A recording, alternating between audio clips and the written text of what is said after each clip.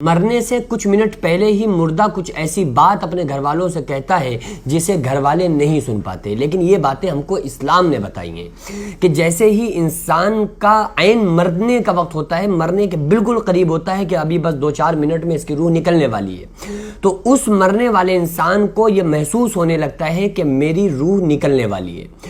محسوس اس لیے ہونے لگتا ہے کیونکہ جو مرنے والے کی روح جو نکالی جاتی ہے وہ سب سے پہلے پیروں کے ذریعے سے کھینچی جاتی ہے۔ حضرت ملک الموت آ کے اس کے سینے پہ ہاتھ رکھتے ہیں، سب سے پہلے اس کی روح اس کے پیروں سے کھینچنا شروع ہوتی ہے۔ تو جب اس کی روح پیروں سے کھینچتی ہے تو اسے یہ محسوس ہونے لگتا ہے کہ ہماری روح پیروں کے اندر سے نکل رہی ہے اور ہمارے پیر بے جان ہونا شروع ہو گئے، تو اس کو یہ محسوس ہونے لگتا ہے کہ روح نکل رہی ہے۔ اب وہ کچھ کہنا چاہ رہا ہے گھر والوں سے، لیکن اس کی زبان کو بند کر دیا گیا، زبان پر تالا لگ گیا، اب اس کی زبان اس کے کنٹرول سے باہر ہو گئی۔ اب وہ کچھ کہنا چاہ رہا ہے، دیکھ رہا ہے، آنکھوں کے اندر ایسا آپ نے دیکھا ہوگا کہ مرنے سے کچھ لمحات پہلے مرنے والے کی آنکھوں میں آنسو ہوتے ہیں، وہ اسی وجہ سے ہوتے ہیں کہ وہ کچھ کہنا چاہتا ہے، کچھ بتانا چاہتا ہے، لیکن اس کی بات کو ہم نہیں سن سکتے کیونکہ وہ کچھ کہنا چاہتا تو ہے، کوشش تو کرتا ہے، لیکن اس کی زبان اس کے کنٹرول سے باہر ہو چکی ہوتی ہے اور وہ کچھ بھی کہنے سے قاصر رہتا ہے۔ آخر وہ کہتا کیا ہے، آخر وہ کہنا چاہتا کیا ہے؟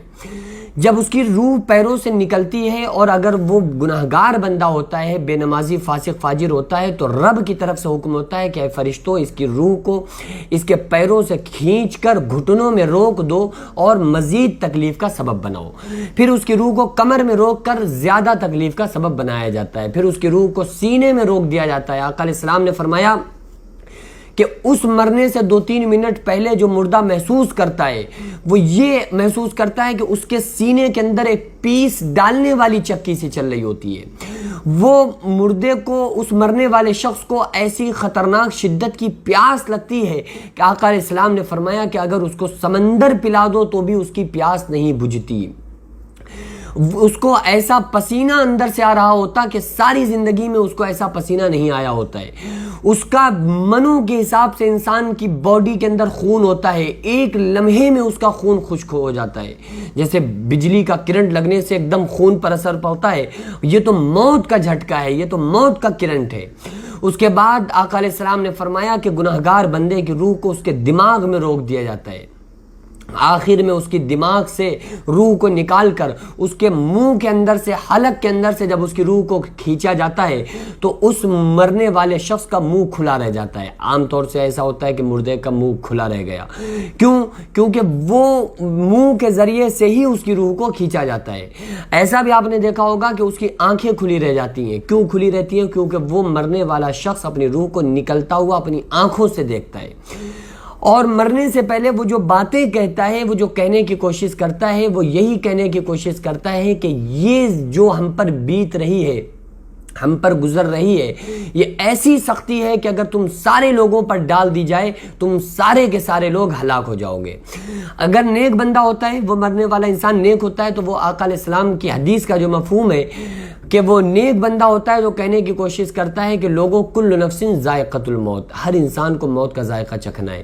دیکھو میں نے دنیا میں دل نہیں لگایا تو اس کے بعد یہ مجھے جو موت کا ذائقہ چکھنا پڑ رہا ہے تو مجھے اس سے تکلیف ہو رہی ہے، تو لہٰذا تم اپنے اچھے اعمال کر لو، اچھے کام کرو، تاکہ یہ سختیاں اور یہ پریشانیاں جو برے بندوں کو ہوتی ہیں یہ تم کو نہ ہو۔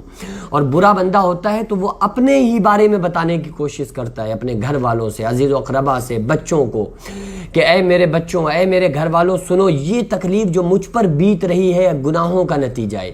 کیونکہ اسے پتہ چل جاتا ہے، فرشتہ روح نکالنے سے پہلے اس کو آگاہ کر دیتا ہے کہ تم نے اللہ اور اس کے رسول صلی اللہ علیہ وسلم کی نافرمانی کر کے زندگی گزاری تھی، اس لیے تم کو شدید تکلیف دینے کا میرا ارادہ ہے اور تمہیں خطرناک تکلیف ہوگی۔ روح کو روکا جاتا ہے اس کے جسم میں اور اس سے بتایا جاتا ہے کہ تمہارے تکلیفوں، یہ جو تکلیفیں ہیں یہ تمہارے گناہوں کا نتیجہ ہے۔ تو اس لیے وہ کہنے کی کوشش کرتا ہے کہ جس دلدل میں پھنسا ہوں، اے میرے گھر والوں ایسے کام تم مت کرنا۔ لیکن افسوس کہ اس مرنے والے شخص کی بات کو ہم اور آپ نہیں سن سکتے۔ قرآن مقدس میں اللہ تعالیٰ نے فرمایا فلولا اذا بلغت الحلقوم، دیکھو اس کی روح اس کے حلق میں آ گئی، وَأَنْتُمْ حِينَئِذٍ تَنْظُرُونَ، اور مرنے والے سے تم سے بھی زیادہ اس کے قریب ہوتے ہیں، لیکن تمہیں نظر وَلَٰكِن لَا تُبْصِرُونَ، تمہیں نظر نہیں آتے۔ تو اللہ تبارک و تعالیٰ نے فرمایا کہ اب یہ وہ وقت ہے کہ اذا جاء اجلها لا يستأخرون ساعة ولا يستقدمون، یہ وہ موت ہے کہ جس میں ایک ذرہ نہ دیری ہو سکتی ہے نہ ایک ذرہ جلدی ہو سکتی ہے۔ الہم ارجل یمشون بها ام لہم ایدی یبطشون بها ام لہم اعین یبصرون بها ام لہم آذان یسمعون بها، آج ہاتھ موجود ہیں، اٹھا نہیں سکتا، پیر موجود ہیں، ہلا نہیں سکتا، زبان موجود ہے، بول نہیں سکتا، کان موجود ہیں، سنائی نہیں دے رہا ہے، سنوائی ختم ہو گئی۔ یہ ساری چیزیں کیوں ہوئیں؟ رب کے قرآن نے للکار کے آواز دی، کل نفس ذائقۃ الموت، اے انسانوں، ہر انسان کو، ہر نفس کو موت کا ذائقہ چکھنا ہے۔ تو پھر ہم اس زندگی کے خاطر جو زندگی ہماری ختم ہونے والی ہے، اپنے اللہ کو ناراض کیوں کریں؟ ہم اللہ کو بھلا کر زندگی کیوں بسر کریں؟ وہی گھر والے جن کے خاطر ہم جھوٹ بول کر، مکاری کر کے، فریب کر کے ان کے پیٹ بھرتے ہیں اور اللہ کو ناراض کرتے ہیں، وہی گھر والے جا کر ہمیں اندھیری قبر کے اندر ڈال کے چلے آئیں گے، اور ان کو کبھی توفیق بھی نہ ہوگی کہ ہماری قبر پہ آ جائیں، پھر قیامت تک ہمیں اس خطرناک قبر کے اندر رہنا ہے۔ تو مرنے سے پہلے انسان کو موت کی تیاری کرنا چاہیے۔ سمجھدار انسان وہی ہے جو مرنے سے پہلے موت کی تیاری کر لے۔ اللہ رب العالمین سے دعا ہے اللہ تعالیٰ ہم تمام لوگوں کو ایک بنائے، نیک بنائے، آخرت کی قبر کی تیاری کرنے کی توفیق عطا فرمائے۔ وما علینا الا البلاغ۔ السلام علیکم ورحمۃ اللہ وبرکاتہ۔